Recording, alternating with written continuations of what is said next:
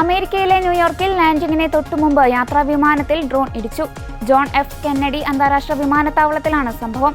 Las വെഗാസിൽ നിന്നും ന്യൂയോർക്കിലേക്ക് വന്ന jet blue എയർലൈൻസിന്റെ flight 948 എന്ന എയർബസ് A321 വിമാനത്തിലാണ് ഡ്രോൺ ഇടിച്ചത്.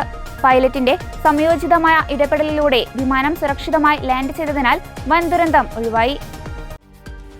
ആകാശത്ത് ഏകദേശം 3000 അടി ഉയരത്തിൽ വെച്ചാണ് വിമാനത്തിന്റെ കോക്പിറ്റിന് തൊട്ടുമുകളിലായി ഡ്രോൺ വന്നിടിച്ചത്.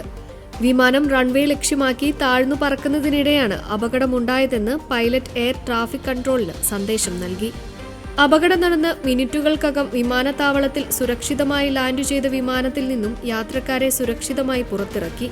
ലാൻഡിംഗിനു ശേഷം നടത്തിയ വിശദ പരിശോധനയിൽ വിമാനത്തിന് യാതൊരുവിധ സാങ്കേതിക തകരാറുകളും സംഭവിച്ചിട്ടില്ലെന്ന് ജെറ്റ് ബ്ലൂ എയർലൈൻ അധികൃതർ വ്യക്തമാക്കി. വിമാനത്താവളങ്ങൾക്ക് സമീപം അനധികൃതമായി ഡ്രോൺ പറത്തുന്നത് അതീവ അപകടകരവും നിയമവിരുദ്ധവുമാണെന്ന് അധികൃതർ കർശന മുന്നറിയിപ്പ് നൽകി. കനത്ത പിഴയും തടവ് ശിക്ഷയും ലഭിക്കാവുന്ന കുറ്റമാണിത്.